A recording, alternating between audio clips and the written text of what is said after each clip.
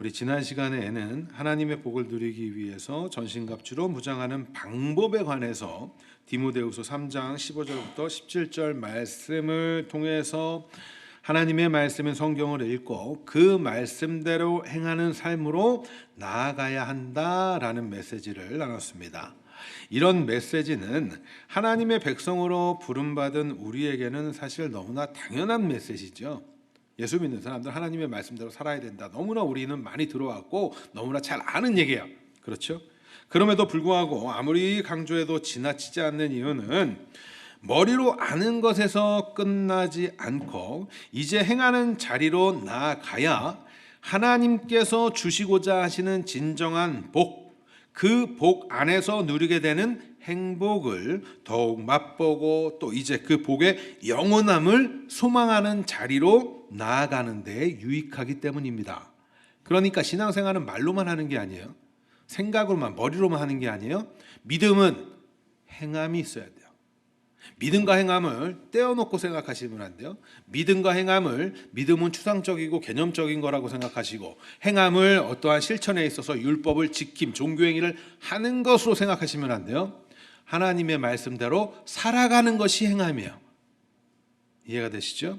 그러한 자들이 하나님을 사모하게 되는 것이고 진정으로 하나님 나라의 복을 사모하게 되는 것이고 저천국을 사모하는 거예요. 어떤 분들께서는 왜 우리는 세상에 속한 사람들과 다른 길을 걸어야 합니까? 왜 우리는 하나님의 전신갑주로 무장해야 합니까? 왜 또 반드시 성경을 읽고 성경을 통해서만 이것을 알 수 있습니까? 라는 의문을 가지고 여전히 머릿속에서 그러한 의문이 맴돌지도 모릅니다. 또 어떤 분들은 나는 그냥 예배에 참석하는 것만으로도 충분하다고, 나는 잘하고 있는 것 아닙니까? 나 그래도 멀리서부터 여기까지 왔고 힘들게 여기까지 와서 예배 드리고 하는 것 자체만으로도 잘하는 것 아니냐고 말하고 싶은 분들이 계실지도 모르겠습니다.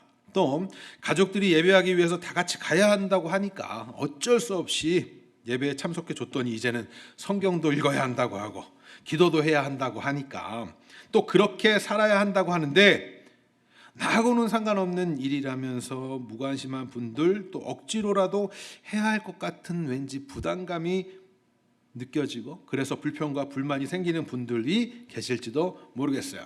과거에 제가 가르치던 지도하던 학생이 교회에 나오는 것에 대해서 그 친구가 지금은 굉장히 신앙생활 열심히 하는 걸로 알고 있는데 그 당시에 그런 얘기를 했어요. 가정의 평화를 지키기 위해서 교회에 나온다고. 그런 친구도 있었어요. 불만이 있을지도 몰라요. 그렇죠? 여러분들 일주일 내내 학생들은 학교에서 학원에서 이제 또 계약도 하고 학교도 정해지고 뭐 계약도 하고 학원도 가고 성인들은 삶의 터전에서 애쓰고 힘쓰면서 시간을 보내는데 주일에 좀 쉬고도 싶고 놀고도 싶고 그런데 내가 이런 것까지 해야 됩니까? 예배만 참석해 주면 그래도 이 정도면 잘하는 거 아니에요? 라고 생각할 수 있단 말이죠. 그러나 여러분들 저는 확신합니다. 바로 지금부터라도 하나님의 말씀으로 무장하고 하나님과 기도하면서 하나님과 대화하면서 깊은 사랑의 사귐 가운데 하나님과 닮아가는 동행하는 삶을 살아가고자 하는 분들과 그저 자신의 뜻대로 내가 원하는 것들을 추구하면서 살아가는 분들의 그 끝은 분명하게 같지 않다는 점을, 또한 하루라도 빨리 하나님의 말씀으로 무장하고 살아가는 삶을 시작하신 분들과 매번 나중으로 미루면서 매번 내일로 미루면서 하나님은 염려를 내일 뭐 끌어다 가지 말라고 그러는데 우리는 매번 하나님과 함께하는 것을 미루면서 그렇게 살아가는 삶, 그 삶도 분명히 다르다는 점을 저는 확신합니다. 우리가 하나님의 은혜를 받아 예수님께서 복되심을 믿게 된 하나님의 백성이라면 우리는 이제 하나님의 뜻을 알고 그 뜻을 나타내신 성경을 통해서 선포하여 주시는 하나님 나라의 가치관을 가지고 이 땅에서 살아가는 삶을 살아야 돼요. 여러분들, 우리는 그냥 내가 생각하는 대로 이 세상이 추구하는 대로 살아가는 그 삶을 살아가는 것들이 아니라, 우리 양 집사님 기도하실 때도 그러셨죠. 우리 청소년들이 이 세대에 따라가지 않는 그런 기도하셨는데, 청소년이 중요한 게 아니라 우리 모두가, 그렇죠? 그런 마음으로 기도하신 거 알고 있습니다. 이 세대를 따라가는 삶이 아니에요. 그리스도인들은 이 세대를 따라가는 삶이 아니에요. 이 세대에 앞장서 가지고 나를 따르라 하면서 내가 세상에서 더 누릴 수 있어, 이런 삶을 사는 게 아니에요. 하나님 나라의 가치관을 배우고 그 가치관으로 이 땅을 살아가는 거야. 근본적으로 달라요. 예수 믿는다는 것은 그래서 쉽지 않습니다. 전혀 다른 길이에요. 그렇기 때문에 겉으로 드러나 보이는 모습, 세상의 사람들에게 비춰지는 우리들의 모습은 힘들고 괴롭고 한심하고 답답해 보이는 바보 같은 사람들처럼 보일 수도 있어요. 어떤 사람들 그럴 거 아니에요. 야, 그 시간에 공부라도 더 하지. 그 시간에 너가 일을 하면 돈을 덜 벌 수 있잖아. 굳이 힘들게 그렇게 멀리 교회까지 가야 돼? 가서 예배해야 돼? 이런 생각 사람들한테 자꾸 들을 수 있어요. 그러나 여러분들, 진짜를 아는 사람들과 가짜를 밖에 모르는 사람들의 차이가 있단 말이에요. 그 길을 걸어가고 있는 분들의 깊은 곳에, 그럼에도 불구하고 하나님 안에서 거하며 그 길을 걸어가는 것, 깊은 곳에 순례자처럼 걸어가는 그 길에 그 마음 속에는 평안이 있고 행복이 있고 기쁨과 안식이 있습니다. 세상은 줄 수 없는 것들이에요. 세상은 알지도 못하는 것들이에요. 그렇기 때문에 그들의 눈에는 바보처럼 보이고 한심하게 보이고 답답하고 이상한 사람들처럼 보일 수 있는 거예요. 이 신비를 맛본 사람들은 결코 다시 세상의 사람들과 같이 살아가기를 포기해요. 아니, 돌아가려고 해도 사실은 돌아갈 수가 없어요. 왜요? 진짜를 알았기 때문에. 또 하나님께서 우리를 붙들고 계시기 때문입니다. 그런데 간혹 이런 분들이 있습니다. 이 세상에서도 세상 사람들처럼, 아니 더 나아가서 그들이 부러워할 만한 부귀 영화도 누리고 또 나중에 천국에서도 하나님께서 주시는 참된 평안과 기쁨도 마음껏 누리고 싶어 하시는 분들, 그렇죠? 이 땅에서도 잘 되고 저희 가서 잘 되고 이러고 싶으신 분들. 이 땅에서 잘 된다는 것은 세상에서 말하는 그 기준에서의 잘됨이에요. 그러나 여러분, 이것 아세요? 성경을 통해서 예수님께서 말씀하시길 두 주인을 섬길 수 없다고 분명히 말씀하셨어요. 마태복음 6장 24절 말씀 우리 같이 한번 읽어볼까요? 시작.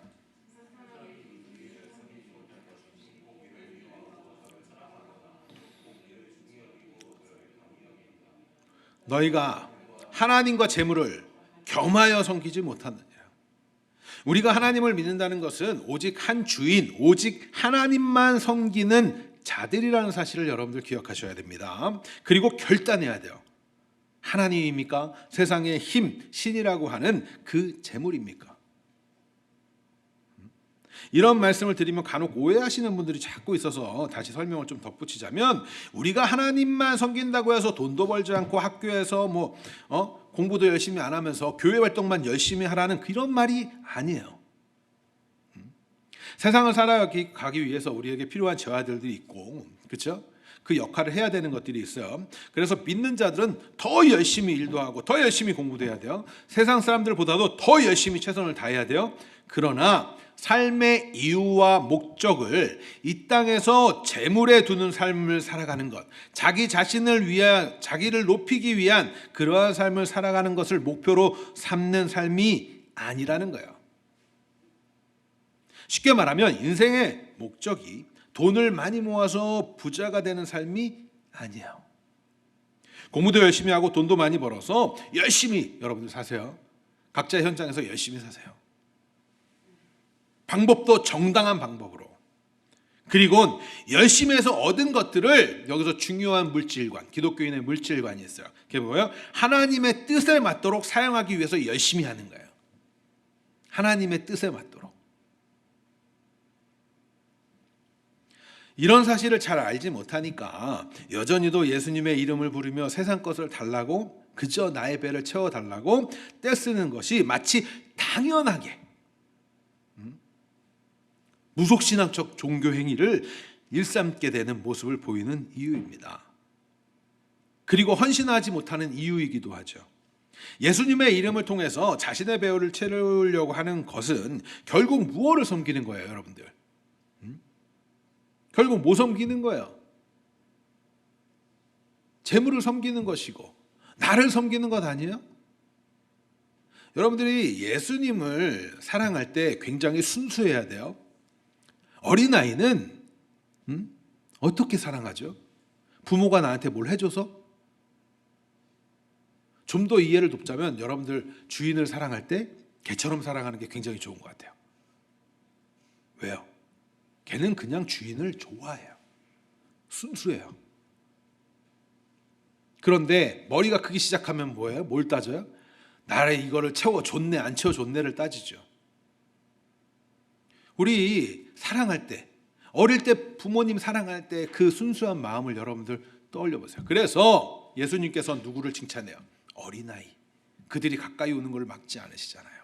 오늘 본문이 나오는 이 내용들이 다 그 뒤에 나와요. 그거 왜 그럴까요? 왜 그럴까요? 지금 뭔가 비교하고 있는 것 아니겠어요? 그 순수함과 지금 뭔가를 했다고 말하는 이 청년과. 여러분들 예수님 사랑하는 건 순수해야 돼요. 예수님을 통해서 뭘 얻어내서 그 예수님이 좋아서는 안 돼요. 물론 예수님이 어떤 분인지를 알게 해주시기 위해서 내가 이렇게 사랑이 많아 풍요로운 분이야, 내가 복이야 라는 것을 알려주시기 위해서 하나님께서 우리에게 베풀어 주시는 것들이 있죠. 그런데 그 예수님을 알게 되고 사랑하게 되면 예수님이 뭘 줘서가 아니라 예수님이 좋은 거예요. 여러분들 그렇게 순수하게 사랑하셔야 돼요.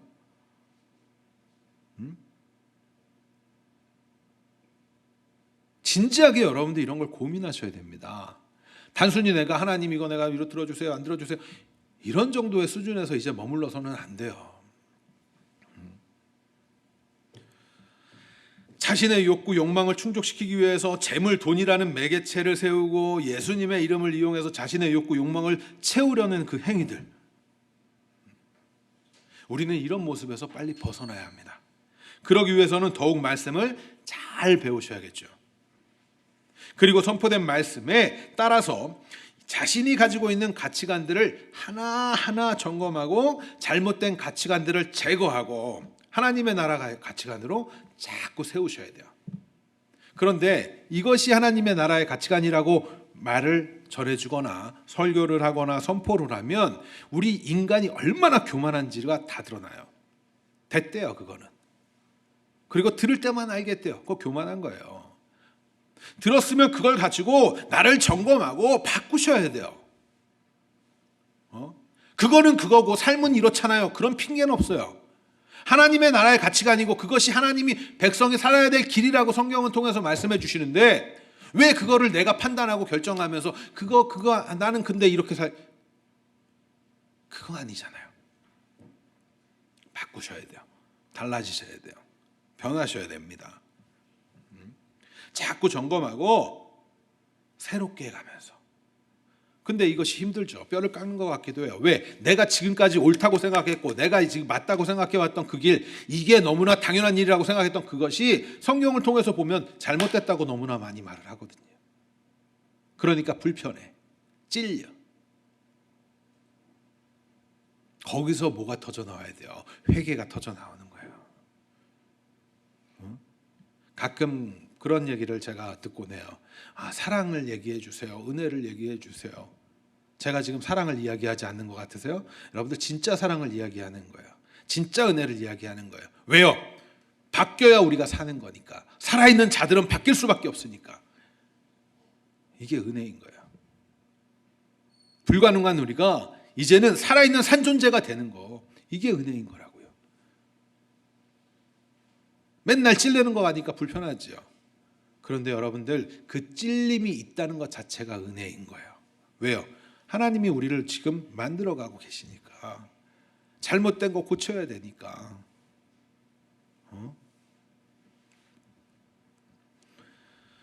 만약 이러한 가정을 치열하게 고민하고 또 수정하고 개선하지 않고 이런 상황 속에 있다면 어쩌면 오늘 본문에 등장하는 재물이 많은 청년과 같은 길을 우리는 선택할지 모릅니다. 오늘 살펴볼 본문은 지난 시간 설교 중에 제가 인용했던 말씀이죠. 지난 시간에 언급한 이 말씀을 통해서 알 수 있었던 내용이 무엇이었습니까?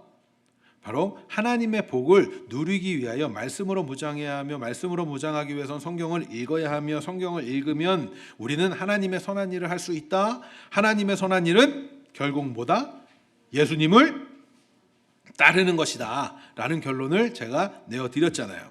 짧게 말하면 하나님의 선한 일은 예수님을 따르는 것, 예수를 믿는 거야. 여러분들이 예수를 믿는 것은 하나님의 선한 일을 하는 거라고요. 그런데 단순히 믿습니다, 믿습니다만 하고 있으면 되는 것일까? 아니죠. 행함으로 나온다니까요. 하나님의 말씀을 지키고자 한다니까요. 그러면 수많은 우리의 항목들이 생기겠죠. 그렇죠? 하나님을 사랑하고 이웃을 사랑하는데 이웃을 사랑함으로 하나님을 사랑하는 것을 표현하고, 그러면 우리는 이웃을 사랑하기 위해서 끊임없이 용서하고 화해하고 온유하고 자비, 이런 것들이 나오겠죠. 남을 보살피게 되고 구제하게 되고 선교하게 되고 하는 것들이 나오겠죠. 이러한 것들이 굉장히 사실은 기본적이고 기초적인 질서예요. 그런 것들이 바탕에 깔려 있고 뭔가를 하는 거예요. 그래서 예수님을 따르는 삶이 선한 일이에요. 그런데 아시겠지만 오늘 본문에는 재물이 많은 청년이 등장을 하죠. 재물이 많은 청년. 이 이야기는 공간복음. 공간복음이 뭐예요? 공간복음. 자, 사복음서는 뭡니까? 마태, 마가, 누가, 요한. 공간복음은 요한복음 빼고, 아시겠죠? 마태, 마가, 누가복음을 공간복음이라고 그래요. 여기에 다 기록되어 있는 내용이에요. 그러니까 새 복음서에 다 나와 있단 말이에요, 이 내용이. 그런데 앞서 말씀드린 것처럼 이렇게 어린아이와 관련된 이야기가 있고 이 내용이 있어요. 지금 비교하고 있다는 거. 누가복음 18장 18절에 의하면 이 청년, 부자 청년의 직업은 관원으로 알려졌어요. 관원. 이 관원이라는 표현은 당시 로마 정부에 의해서 임명된 정부 관리일 수도 있고요. 자, 이스라엘 민족의 역사를 잘 이해하기 쉬운 게 우리나라 사람들이 굉장히 이해하기가 좋아요. 우리나라 일제시대를 한번 떠올려 보세요. 거기에서 누군가를 임명하잖아요. 그렇죠? 일제 그 정부가 이제 우리나라를 통치하기 위해서 어떤 사람들을 막 임명하기도 하고 막 그런단 말이에요. 그런 것처럼 로마가 그 당시를 다 지배하고 있기 때문에 이스라엘 민족에 누군가를 세워서 지도를 했어요. 예수님 오셨을 때 그 왕도 그렇단 말이에요. 그래서 거기에 허가받으러 가고 막 이런 것들이 막 나오는 거야. 이런 것처럼 이렇게 임명된 정부 관리일 수도 있고, 또 유대인들에게 중요한 데가 어디예요? 회당이잖아요. 회당, 성전 이런 데. 그런 회당에서 중요한 일을, 업무를 맡아보는 청년일 수도 있어요. 그도 관원이라는 표현을 쓴단 말이에요. 그리고 산헤드린, 그 많이 들어보셨죠? 산헤드린 공의회. 그거는 뭐예요? 유대인들, 유대 지도자들이야. 그러한 회원일 수도 있는 표현이에요. 그러나 중요한 점은, 어떤 것이다 정확하게 알 수는 없지만 중요한 점은 이 관원 청년은 하나님의 율법을 지킴에 있어서 열정적인 사람이고, 그렇죠? 하나님의 복인 영생에 관하여서 매우 지대한 관심을 가지고 있는 사람이다 라는 것을 우리가 알 수 있어요. 자, 그의 삶을, 그의 모습을 한번 생각해 보겠습니다. 그는 자신이 율법을 지키겠다는 열심과 정성, 그리고 행함을 마치 사도 바울이 뭐라고 그랬어요? 자신은 율법에 있어서 율법의 의로는 흠이 없는 사람이라고 얘기했어요. 자신을. 그만큼 자신은 다 지켜왔단 말이에요. 그 사도 바울이 말하는 것처럼 표현하죠. 지금 나 다 지켰어요. 주님 다 지켰어요. 저. 자신은 예수님께서 말씀하셨어요. 살인하지 말라, 간음하지 말라, 도둑질하지 말라, 거짓 증언하지 말라, 내 부모를 공경하라, 내 이웃을 내 자신같이 사랑하라. 이 10계명에 5계명부터 10계명까지 모두 지켰다고 이야기해요. 자, 17절부터 20절 같이 읽겠습니다. 같이 읽읍시다. 시작. 예수께서 이르시되 어찌하여 선한 일을 내게 묻느냐? 선한 이는 오직 한 분이시니라. 내가 생명에 들어가려면 계명들을 지키라. 이르되 어느 계명이니오니까? 예수께서 이르시되 살인하지 말라, 간음하지 말라, 도둑질하지 말라, 거짓 증언하지 말라, 내 부모를 공경하라, 내 이웃을 내 자신과 같이 사랑하라 하신 것이니라. 그 청년이 이르되 이 모든 것을 뭐 했다고요? 내가 지켰사온데 아직도 무엇이 부족하니까? 그렇죠? 그는 율법으로는 흠이 없는 사람이야. 율법으로는. 물론 이것이 자신 스스로에 대한 자신의 평가이지만, 그럼에도 그는 겉으로 보이는 모습에 있어서 율법의 지킴에 있어서 흠이 없는 사람이에요. 그렇다면 이런 생각을 여러분들 좀 해보실 필요가 있어요. 왜 그토록 율법을 지키기 위해서 열정을 다 해왔을까? 그는 왜 율법을 다 지키려고 해왔을까? 자기를 위해서. 맞아요. 그는요, 생명에 관심이 있었어요. 그렇죠? 예수님께 그가 찾아와서 물어본 것이 바로 그거잖아요. 이 사실을 우리에게 알게 해주죠. 16절에 보면 어떤 사람이 주께 와서 이르되 선생님이여 내가 무슨 선한 일을 하여야 뭐하냐고요? 영생을 얻을 수 있습니까? 그러니까 이는 영생에 관심이 있어요. 다시 말해서 그 영생에 관심이 있는데 내가 더 알려만 주기만 하면 더 열심히 내가 지켜보겠습니다. 내가 해서 내가 그 영생을 얻어내겠습니다. 라는 말을 하고 있는 거예요. 영생을 얻기 위해서. 하나님의 복을 영원히 누리기 위해서. 청년의 이런 모습, 어떤 면에서는 조금은 긍정적으로 보이기도 해요. 왜 그럴까요? 제가 왜 이 모습이 조금 긍정적으로 보인다는 표현을 쓸까요? 요즘 사람들의 사고, 요즘 사람들의 분위기, 신앙인이라고 하는 사람들조차도 한번 보세요. 자신의 미래, 사후에는 별로 관심이 없거나 또 존재에 대한 개념들을 각자의 개념으로 바꿔서 이 세상에서 영원히 존재하는 방식으로 연구하고 과학도 발전시키면서 미래를 준비하려고 하는 이들이 있지만 실질적으로 정말 그 영혼의 구원, 영혼의 우리의 영생에 대한 진짜의 관심, 올바로 된 관심이 별로 없다는 거예요. 요즘 청소년들이 뭐가 바빠요? 공부하기도 바쁘고 뭣도 하기도 바쁘고 뭐 해요? 그런데 그래서 부모들은 자녀들에게 그런 것들을 다 맞춰주려고 애쓰고 힘써요. 좋아요. 그런 거 좋다고요. 그런데 정말 훗날 우리가 다 이 세상을 떠나고 그때에 누군가는 하나님의 나라에서 누군가는 그렇지 않은 곳에 있다고 한다면 여러분들은 어떻게 하실 거예요? 정말 영생에 관심이 있어요? 정말 관심이 있나요? 이거 굉장히 진지한 고민이 좀 필요한 시대예요.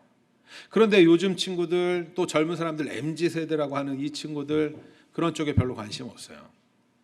과학기술의 발명, 기술로 막 기억들을 만들어내고 그래서 내가 존재하는 거에 대한 개념도 바꿔가면서 여러 가지 방법을 통해서 자꾸 그 영생을 스스로 만들어내려고 하기도 해요. 그러나 적어도 이 청년은 하나님의 나라, 하나님의 복에 관하여 관심이 있다는 점을 엿볼 수 있기 때문에 그 점에 있어서는 좀 긍정적인 부분이 있지 않나라고 설명을 하는 거예요. 그는요, 사람들이 부러워할 만한 조건을 모두 갖춘 자였어요. 한번 잘 생각해 보세요. 아까 그 관원이라는 표현에서도 알 수 있었듯이 그는 높은 지위에 있었고 율법을 잘 준수하고 그 준수하기 위해서 부모도 잘 섬기고 이웃도 살피는 사람이었어요. 그러면 그에 대한 평판이 어땠을까요?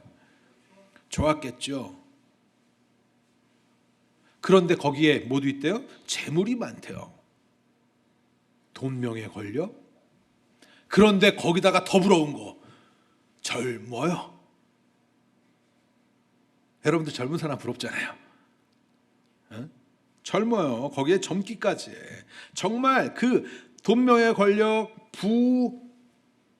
젊음, 사람들이 부러워할 만한 사람이에요. 그런데 이렇게 돈, 명예, 권력, 젊음, 율법 지킴에 있어서도 완벽한 이 청년이 고민이 없나요? 고민이 없어요? 여러분들 다 이거 부러워하잖아요. 이거 다 있으면 나는 고민이 없이 너무나 행복할 것 같아요. 고민이 없을까요?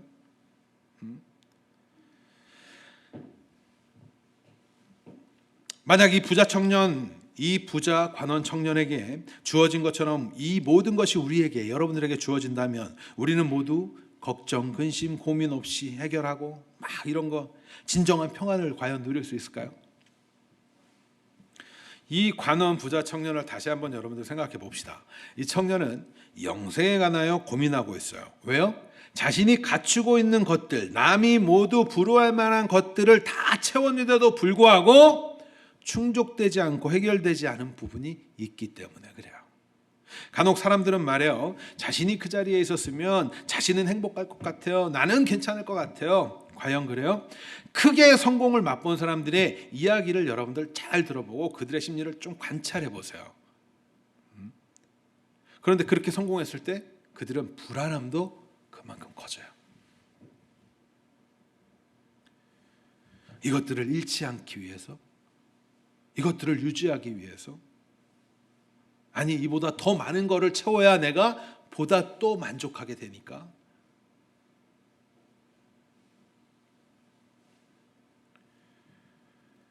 물론 이 세상을 살면서 많은 것을 누리고 갖추면 때때로 행복함도 맛볼 수 있겠지요. 즐거움도 맛볼 수 있을 거예요. 내가 하고 싶은 것도 하고 내가 베풀고 싶은 것도 하면서 느낄 수 있겠죠. 약간의 기쁨도, 그것이 최고인 줄 알겠지만 그 기쁨도 맛볼 수 있을 거예요. 그러나 중요한 건 그것이 영원합니까? 제가 종종 말씀드리잖아요. 어릴 때 그렇게 좋았던 그게 지금 주면 별로 즐겁지 않다고. 달라진단 말이에요. 그것이 영원하지 않다는 사실을 감지하게 되면 불안할 수밖에 없어요. 여러분들이 지금 누리고 있는 것들도 마찬가지예요. 그것이 영원하지 않다고 느끼는 순간 여러분들은 행복하지 않을 거예요. 이거 영원하게 하고 싶은데 그래서 전전긍긍하게 되는 거예요. 그는 다 갖추었지만 불안했습니다. 자신이 갖추고 있는 것들, 돈, 명예, 권력, 건강, 불안했어요. 왜요? 미래에 관하여, 영원한 생명에 관하여 확신이 없기 때문에 그래요. 우린 여기서 아주 중요한 점을 한번 생각해 봐야 해요. 우리의 삶의 불안을 제거하는 방법이 그럼 뭘까요? 여러분들이 갖고 있는 불안을 제거하는 방법 뭘까요? 기도해야죠. 네.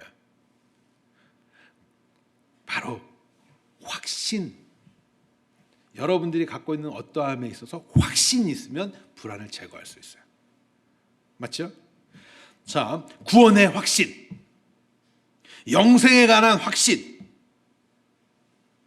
하나님 나라에 대한 확신, 그것이 있다면 여러분들 불안하지 않을 수 있어요. 생각이 달라질 수 있어요.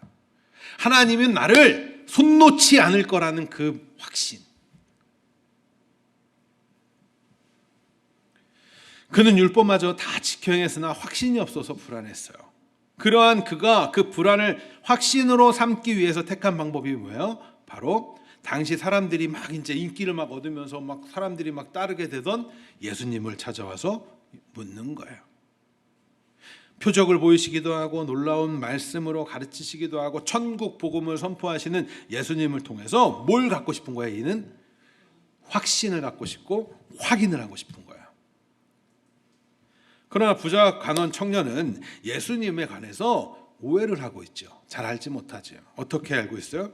예수님을 구원자, 구세주가 아니라 율법의 선생, 그런 정도로 인식하고 있어요. 예수님을 하나님께서 주시고자 하시는 영원한 복되심을, 생명되심을 알지 못하고 그저 자신의 불안을 해결해 줄 수 있는, 답을 제공해 줄 수 있는 존재로 인식하고 있어요. 그러한 예수님께 자신이 인정받으면 자신을 불안에서부터 해방시켜주고 영생을 얻을 수 있을 거라는 생각을 했을지도 몰라요. 왜? 예수님께서 막 보이시는 그 기적들을 보면 놀랐거든요. 그렇죠? 예수님께서 천국 복음을 선포할 때 보면 천국에 대해서 다 아는 분 같거든요. 이 청년의 입장에서. 그러니까 자기는 확인도 받고 싶겠죠. 그래서 그는 예수님을 향해서 뭐라고 말해요? 선생님이라고 표현해요. 선생님. 하나님의 그 은혜로 깨닫지 못하고 믿지 못하는 세상 사람들이 예수님을 어떻게 보는가? 바로 이 부자 간원 청년과 같이 보는 거죠. 간혹 교회에 나오는 사람들 중에도 아직 이런 수준에 머물고 있는 분들이 있습니다. 안타깝게도. 그래서 예수님께서 하나님의 복이라는 사실, 예수님께서 참 생명이 되신다는 그 진리를 정말 가슴으로 깨닫지 못하고 그냥 어떠한 내 거 이루어내는 도구쯤으로 생각하는 모습을 보인단 말이에요. 너무나 저는 안타까워요. 답답해요. 그 모습을 보면. 어떤 분들은 그래요. 안 믿는 사람들처럼 이렇게 생각해요. 위대한 성인 군자 4대 세계 4대 역사상 4대 성인 막 하면서 예수, 그런데 거기에서도 그리스도인이라고 하면서도 자기는 그냥 그러는 줄 알아요. 위대한 스승으로 생각하는 모습을 보이죠. 아니요. 여러분들, 예수님은요 생명이 되시면서 하나님이 주시기로 약속하신 진정한 복이시란 말이에요. 예수님이 복이에요. 예수님을 통해서 뭔가를 얻어내려고 자꾸 하지 마세요. 순수하지 않게. 예수님이 복이에요. 여러분들이 복된 삶을 더욱더 누리고 싶으세요? 예수님과 더욱더 사랑하세요. 예수님과 더욱더 친해지세요. 예수님을 통해서 이것 좀 해결해 주세요가 아니라 예수님과 가까워지시라고요. 그러기 위해서 뭐 해야 돼요?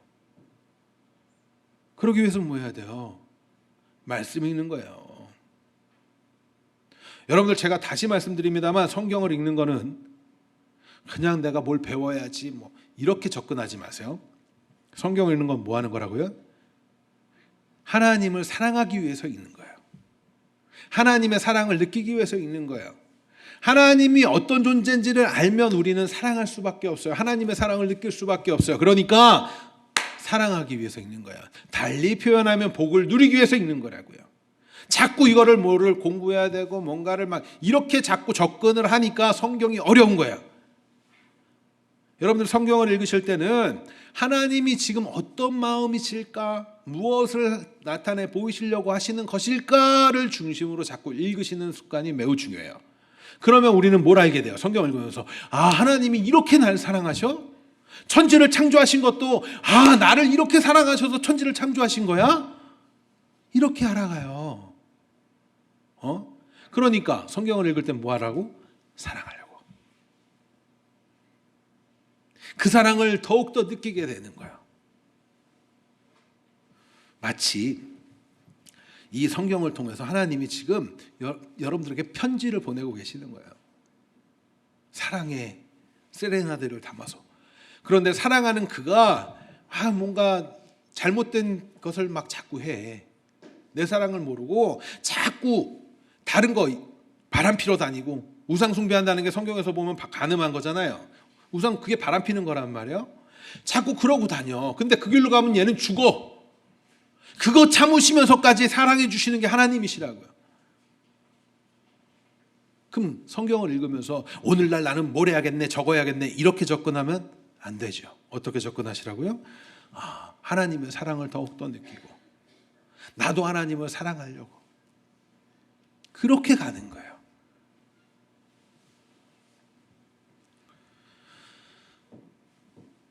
예수님은요 생명이시고 하나님께서 주시기로 약속하신 진정한 복이십니다. 이 사실을 정말 마음으로 느끼지 못하면 우리는 계속 이 청년처럼 율법을 지키면서도 하나님의 말씀대로 어떻게 살아보려고 애쓰면서도 불안할 수밖에 없어요. 또 이 사실을 알지 못하면 예수님을 자꾸 이용해서 다른 것들을 채우려고 그래요. 다른 것들을 얻어내려고 그래요. 여러분들, 하나님만으로 만족하세요. 하나님만으로 만족하는 걸 느끼셔야 돼요.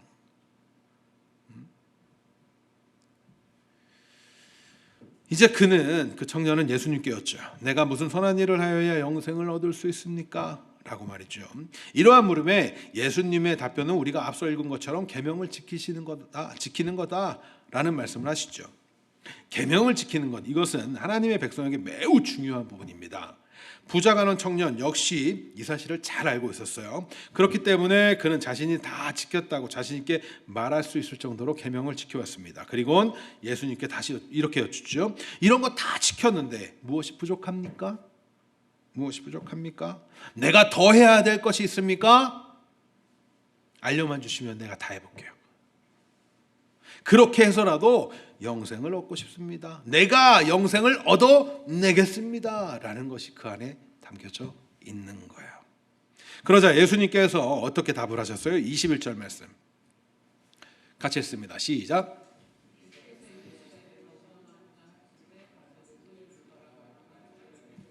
그리하면 하늘에서 보화가 내게 있으리라. 그리고 와서 나를 따르라 하시니, 예수님께서 자신은 다 지켜왔고 이제 충분한 것 아닙니까? 만약 더 있다고 한다면 말씀만 하세요. 내가 그거 할게요. 내가 인정받을게요. 내가 해볼게요. 우리 구원은 내가 해서 얻는 것 아닙니다. 그렇죠?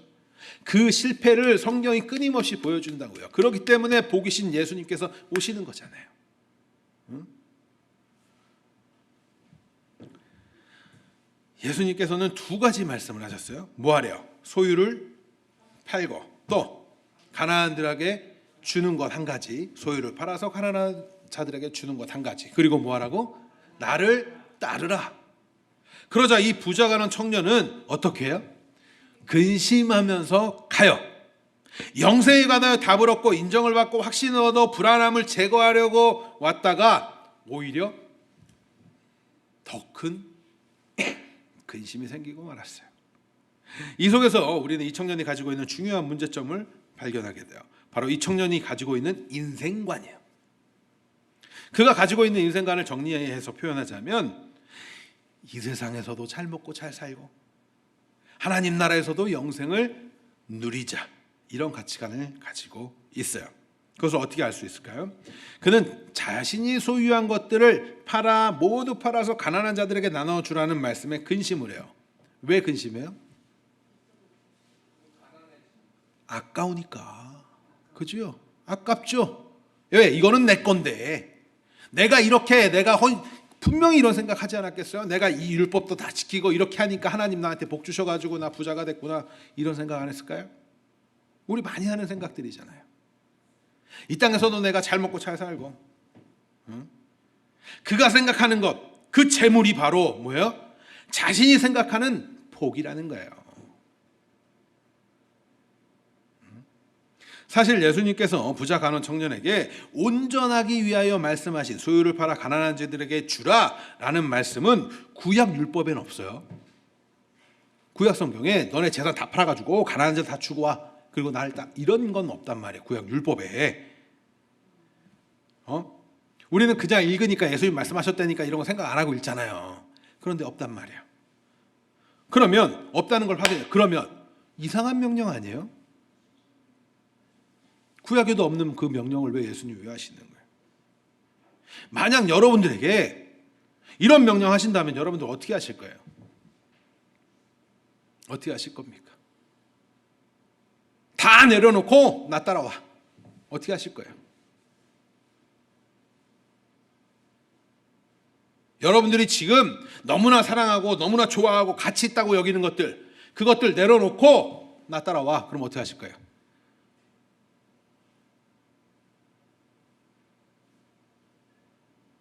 아무도 답변을 안 하시네. 어떻게 하실 거예요? 진지하게 한번 질문해 보세요. 그냥 난 무조건 갈 수 있습니다, 무조건 무대뽀처럼 베드로처럼 할 수도 있겠죠. 그런데 조금만 생각해 보면 쉽지가 않아요. 왜? 내가 왕으로 삼고 있는 건 그게 아니니까. 그런데 주님은 요구하신다고. 무엇을? 다 버리고 나 따라오는 거를. 여러분들에게 지금 물으신다면 제가 과거에 이런 거 했던 것 얘기한 적이 있을 거예요. 그런 심리 상담 이런 거, 물론 이런 수업 과정 속에서 했던 것들, 종이에다가 가장 좋아하는 거, 막 생각나는 거, 가장 사랑하는 거 막 쓰라고 막 쓴 다음에 그걸 버리라는데 못 버리는 사람이 있어요. 그냥 종이에다 적은 거야. 내 아들도 적고 뭐 핸드폰도 적고 자동차도 적고 막 이런 사람들이 이제 막 적어요. 그러면서 이제 앞에서 한 장씩 버리래요. 내가 내려놓을 수 한 장씩 내려놓으래. 근데 못 버리고 우는 사람이 있었어요. 수업 시간에. 그건 못 내려놓겠대. 부모들 중에는 자식 굉장히 많습니다. 저는 어떻게 했을까요? 어떻게 했을까요? 못 버렸을 것 같아요? 저는 애초부터 이 수업이 어떤 수업이라는 걸 파악을 했어요. 요거를 지금 하려고 하는구나. 그러면서 다 적어놓고, 아마 우리 김동준 선생님 저랑 같이 이거 수업 들었던 것 같은데 안 들었나요? 다 적어놓고 다 알고 있었어요. 그래서 다 버렸는데 그 중에 되게 웃긴 게 뭐였냐면 거기에 하나님 적어놓고 비전 적어놓고 이런 거 적어놨었어요. 네. 그런데 생각보다 이거를 정말 들고 오시는 분들이 있어요. 못 버린다고, 쉽지 않다고. 거기에 있는 분들 신학생들인데 그런데 여러분들에게 신학생들에게만 너희는 나를 버리고 다 쫓아와 주님 말씀하시나요? 목회자들한테만 이 말씀하시는 거예요? 아니에요. 여러분들한테 하시는 말씀이에요. 나를 따라오라고. 마치 이거랑 똑같죠. 절벽에서 나뭇가지에 매달려 있는 손 놓으라고 하는데 못 놓다고 하는 거 그거랑.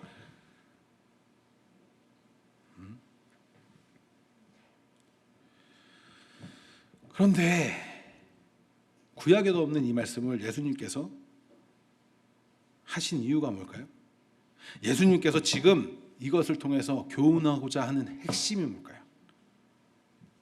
뭘까요? 목표, 일치된 목적. 바로 앞서서 우리가 읽었던 두 주인을 섬길 수 없다예요. 사람은 재물과 하나님을 함께 온전히 섬길 수 없습니다. 온전히 섬길 수 없어요. 그러니까 예수 믿는 사람들은 물질에 있어서도 조금 다른 가치관을 가지고 있어야 된단 말이에요. 아담 이후 범죄한 모든 사람들은 스스로 탐욕에 이끌려서 살아가기 때문에 자신이 갖추고 있는 것들이 많으면 많을수록 하나님보다 자신이 생각하는 힘, 눈에 보이는 힘을 의지하려고 하는 습성이 있어요. 내가 돈이 많으면 돈으로 해결하려고 하죠. 맞아요? 인맥이 있으면 일단 전화기부터 들죠. 문제가 생기면. 맞아요? 여러분들 이게 굉장히 별거 아닌 것 같고 세상 사람들 다 그렇게 하니까 별거 아닌 것 같지만 우리 신앙인들은 이런 것들 행동 하나하나를 따져보셔야 된단 말이에요. 많은 사람들이 돈 때문에 문제가 생기고 문제가 생기면 그러한 이유들이 막 다른 것들을 불러오는 이유가 뭐야? 돈이 가장 중요하다고 생각하기 때문이에요. 또 돈으로 해결하려고 하죠. 자신이 힘으로 생각하는 방법들로 해결하려고 하는 시도, 세상의 힘으로 하려고 하는 시도. 자, 이스라엘 왕국이 있었어요. 여기 보세요. 이스라엘 왕국이 있었는데 이스라엘 민족의 거기서 하나님을 잘 섬기지 않는 그 수많은 왕들이 했던 문제 해결 방식이 뭐예요? 다른 강대국을 끌어와서 그들을 통해서 이 문제를 해결하려고 하는 거예요. 똑같은 거예요. 왜? 돈이 힘이니까. 그거랑 똑같은 거예요. 하나님의 백성인데 하나님의 백성은 무엇으로 해야 돼요? 그런데 보면 하나님이 인정하는 그 왕들, 그들은 결국 어떤 부분에서 달랐던 거예요? 세상의 힘으로 쫓아가는 것이 아니라 하나님 여호와의 이름으로 나아가기 때문에 다른 거예요. 주님을 의지하는 거예요. 그래서 우리 찬양한 거예요. 주님만이, 주님만이. 여러분들은 이 가슴에 새기셔야 돼요. 여러분들이 아무리 머리를 굴린다고 꾀를 부리고 지식을 쌓는다고 하나님보다 지혜로울 수 있을까요? 하나님보다 뭔가 능력적으로 해결할 수 있을까요? 그렇다고 해서 제가 지금 여러분들 아무것도 하지 말고 성경만 읽으면서 기도만 하세요 이야기하는 게 아니에요. 우리는 열심히 해야 된다니까요. 그러나 하나님의 뜻을 구하면서 걸어가는 거예요. 우리의 삶 속에서. 이 세상에 살면서 이 땅에 욕심이 많은 사람들은 하늘에 관심이 없어요.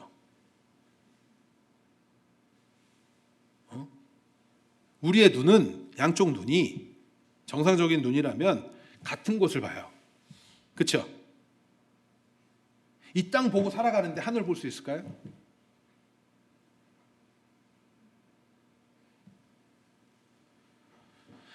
이 땅에 욕심이 많은 사람들은 하늘에 관심이 없고 이 땅에서 먹고 살기 바쁘고 남들보다 더 가져야 되고 더 누려야 되고 그것이 목적이기 때문에 하늘을 보지 않아요. 하나님을 소망하지 않아요. 영생을 소망하지 않아요. 단지 그거를 소망하는 척하면 어떻게 해요? 여기서도 누리고 저기서도 누리고 싶은 그 마음이 있는 거예요. 예수님의 말씀을 다시 한번 읽어보겠습니다. 21절 말씀 시작. 내가 온전하고자 할진대 크게 읽으세요. 시작.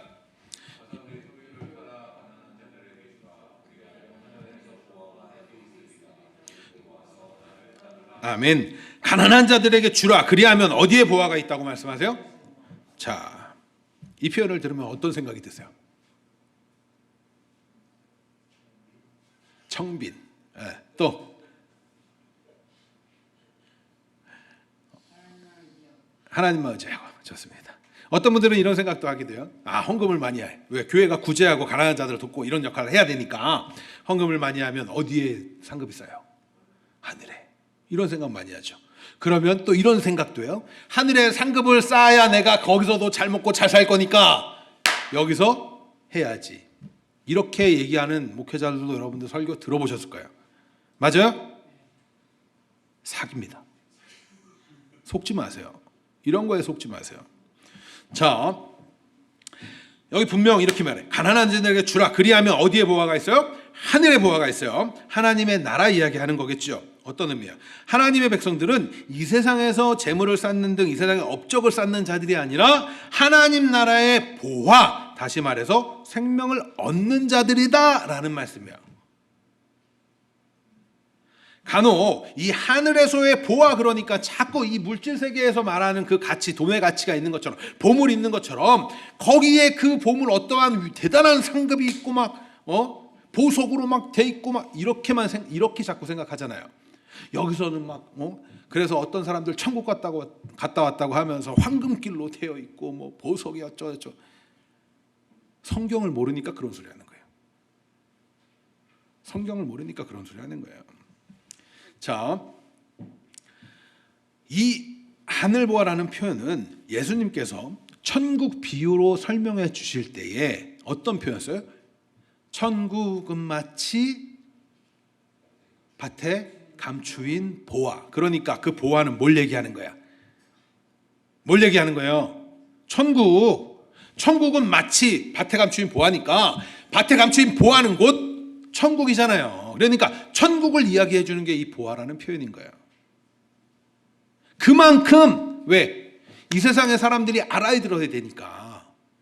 여러분들이 가장 가치 있다고 생각하고 가장 빛나고 가장 예쁘고 가장 아름다운 거 5킬로짜리 다이아? 뭐 이런 거예요? 여러분들 그런 걸로밖에 표현을 할 수 없기 때문에 그렇게 말씀해 주시는 거라고. 비유로 여러분들이 알고 있는 가장 좋은 것 그걸로만 이해를 할 수 있게 돕기 위해서 해주시는 거라고. 그러면 천국이라는 것은 우리가 지금 배우고 있는 표현에 의하면 뭐예요? 하나님의 복인 것이고 그 천국에서의 삶을 사는 것이 영원한 삶이니까 영생인 것이고, 그죠? 이거 별거 아니네 이렇게 생각되세요? 다시 말씀드립니다만 영생이라고 하는 것은 단순히 영원히 존재한다의 개념이 아니에요. 지옥에 가서도 영원히 존재한단 말이에요. 그 하나님과 우리가 말로 다 표현할 수 없고 형용할 수 없는 그 사랑이신 그 하나님, 은혜가 충만하신 그 하나님, 차고 넘치는 그 하나님, 그 하나님과 함께 영원히 하는 거야.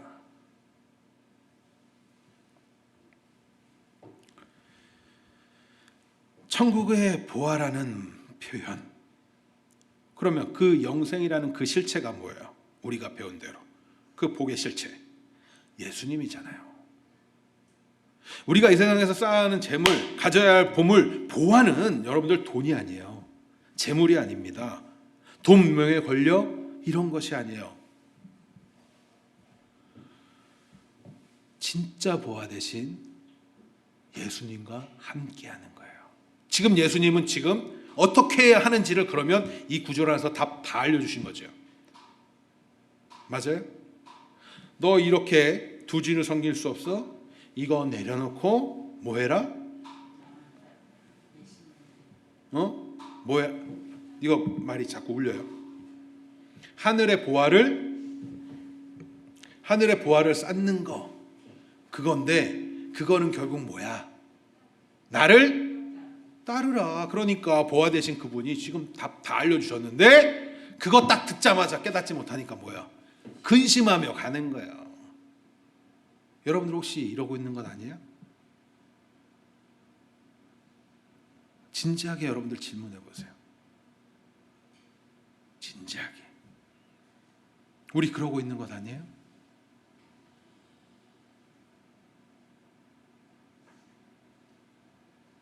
자꾸 스스로의 신앙을 속이지 마세요. 자기의 그 수준을 자꾸 포장하려 하지 마세요.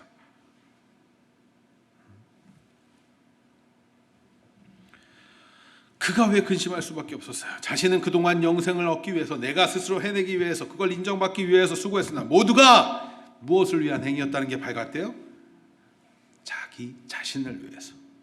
자신이 생각하는 복도 누리고 천국에서도 영원히 누리고 싶었던 그 행위. 생각보다 많은 분들이 이 부자 관원 청년과 같은 생각을 하면서 종교행위를 합니다. 이 땅에서 잘 먹고 잘 살고 나중에 천국 가서도 행복하고 그렇게 살고 싶으십니까? 이 땅의 삶은 하나님이 하나님의 뜻 가운데 우리가 거하고 헌신하는 삶을 살아가면 하나님의 나라의 일을 하시기 위해서 때때로 우리에게 어떤 이들에게는 물질을 허락하시기도 하시고 어떤 이들에게는 건강을 허락하기도 하시고 다양한 달란트들을 통해서 하시는 거예요. 우리는 거기에서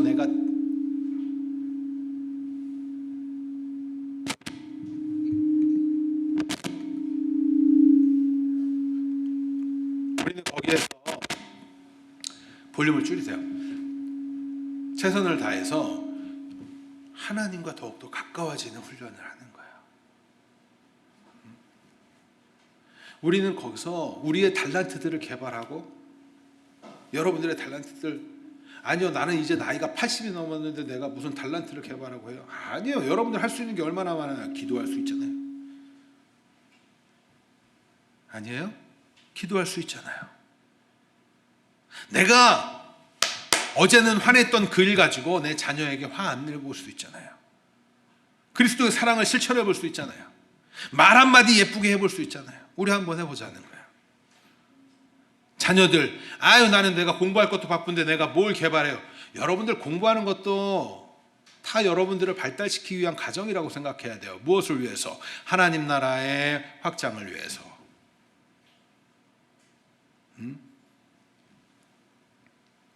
그렇다면 이제 우리가 해야 될 것이 있어요. 이 땅에서 잘 먹고 잘 산다는 개념을 여러분들 바꾸셔야 됩니다.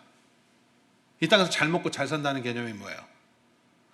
이 세상 사람들은 그냥 내가 원하는 대로 내가 남들이 부러워할 만한 어떠한 것들을 쌓을 때 잘 먹고 잘 산다고 생각해요. 이 참 개념이 재미있는 건데 상대적이에요. 내가 이걸로 만족하고 있다가 이거보다 더 좋은 거를 누군가가 들고 나타나는 순간 이게 나는 행복하지가 않아. 아니에요, 나는 그래도 괜찮은데요. 아니, 한번 잘 생각해 보세요. 내가 지금 형편이 안 되니까 그 이상의 것을 안 사고 못 사는 것뿐이지. 인간이 그래요.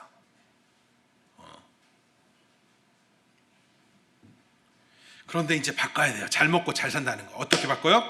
예수님을 만나는 것이 잘 먹고 잘 사는 거예요. 예수님과 함께 걸어가는 것이 잘 먹고 잘 사는 거라고요. 여러분들 인생 잘 살고 싶지요? 특히 우리 노년에 계신 분들 마지막까지 인생을 잘 마무리해야 되잖아요. 그게 뭐 하는 거예요? 예수님과 함께 잘 지내는 거예요. 사랑하는 거예요. 내가 먹고 싶은 거 마음껏 먹고 입고 싶은 거 마음껏 사 입고 사고 싶은 거 마음껏 누리면서 살아가는 그 삶, 그것을 잘 먹고 잘 산다라는 개념으로 여러분들 갖지 마세요. 자꾸 그 생각을 버리셔야 돼요.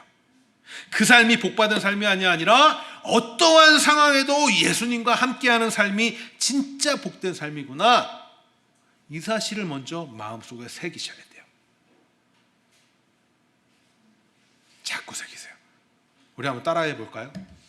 예수님과 함께하는 삶이 복된 삶입니다. 예수님과 동행하는 삶이 형통한 삶입니다. 여러분들 형통한 삶 살아가길 간절히 소망합니다. 여러분들 시편 말씀 자꾸 외우세요. 시편 1편. 복 있는 사람은 악인의 길을 쫓지 않냐고, 죄인의 길에 서지 않고 오만한 자의 자리에 앉지 않냐고, 오직 여호와의 율법을 즐거워해 그 율법을 주야로 묵상하는 자. 여러분들 주의 말씀을 묵상하세요. 그런 자가 형통한 거예요. 왜? 하나님의 말씀을 알고 깨닫는 것이 얼마나 달콤한데요. 주 안에서 사랑하는 성도 여러분, 여러분들은 어떤 길을 진짜 가고 싶으세요? 어떤 길을 가기 원하세요? 부자 가는 청년처럼 근심하면서 돌아가는 삶을 계속 살아가실 것입니까? 아니면 하늘의 보화를 이 땅에서 맛보고 누리고 확신하고 그 확신 속에서 오는 참된 기쁨과 평안과 안식, 그 행복을 맛보며 영원히 이루어지기를 소망하는 그 삶을 살아가길 원하십니까? 답변을 준비해 보세요. 답변을 준비해 보세요. 어떤 삶 살기를 원하세요? 난 아직 모르겠고 부자 간원처럼 그렇게 살아갈래요? 전 모르겠어요. 그러나 제가 확신할 수 있는 건 그 끝은 분명히 다릅니다. 제가 간혹 말씀드리죠. 저는 돈을 주시면 어떻게 쓰고 어떻게 놀아야 재밌을지도 너무나 잘 알아요. 그런데 다시 굴루는 못 돌아가겠어요. 차라리 지금 손가락 빨고 가난하고 힘들어도 이게 진짜 평안이고 기쁨인 걸 알기 때문에 진짜 보아, 그것을 여러분들 느낄 수 있길 간절히 소망합니다. 이런 기초적이고 기본이 안 되어 있는 이들이 그저 세상에서 부자가 되고 세상에서 말하는 복을 누리는 삶을 행복이라고 정의하고 있으면 잘 가는 줄 알고 있다가 그 끝은 딴 데 가는 거예요. 불행이죠. 여러분들, 실력이 없는 자들에게 세발 자전거를 타야 하는 그 어린아이에게 바이크 막 이런 거 쥐어주고 너 타, 행복입니까? 죽음으로 내모는 거예요. 실력이 없는 하나님의 자녀로서 하나님의 백성답게 어떠한 물질도 사용할 줄 알고 달란트도 사용하지 못하는 그들에게 하나님이 물질 많이 줬다, 여러분들이 원하는 대로, 그게 여러분들에게 행복이 될까요? 아니요. 그것으로 인해서 여러분들 힘들어지는 거예요. 진짜 행복은 뭐라고요? 진짜 우리가 추구해야 되는, 이 땅에서 잘 먹고 잘 사는 삶이 뭐라고요? 예수님과 함께하는 삶이고 예수님과 동행하는 삶이라는 사실을 여러분들 가슴속에 새기시기 바랍니다. 지금까지 이러한 불안한 삶을 살아왔고 또 추구하면서 살아왔다고 깨달아진다면 이제 우리는 보다 적극적으로 예수님을 따르는 삶으로 나아가야 돼요. 그것을 위해서 우리가 이제 성경 읽기도 시작한다는 거예요. 이제 수요일 날 7시 반에 지금 할 거예요. 그런데 우리 상황상 이거는 영상을 통해서 만나도 될 것 같아서 그 줌으로 할 예정입니다. 제가 7시 수요일 날 이렇게 보내면 여러분들 다 줌으로 들어오셔서 거기서 같이 성경을 읽고 한 45분 정도 하게 될 거예요. 왜냐하면 줌 클래스 시간이 45분이기 때문에. 너무나 좋죠? 그런데 만약에 딱 봤는데 더 해야 될 것 같다 그러면 다시 방을 닫았다가 열어서 시작할지도 모르니까. 그래서 같이 한번 성경을 읽고 앞서 말씀드려요. 사랑하기 위해서 성경을 읽으셔야 돼요. 아시겠죠? 뭐 하기 위해서 읽으라고요? 사랑하기 위해서. 또 사랑받기 위해서 성경 읽는 거예요. 뭐 하기 위해서? 그러니까 우리는 사랑으로 성경을 읽는 겁니다. 아시겠죠? 기대가 되십니까? 기대가 안 되시는 분들 남아서 저랑 상담하도록 하겠습니다. 지금 이렇게 우리는 매일매일 걱정하고 근심하는 삶이 아니라 이제는 확신 가지고 살아가는 주님의 귀한 자녀들 되시길 간절히 소망합니다.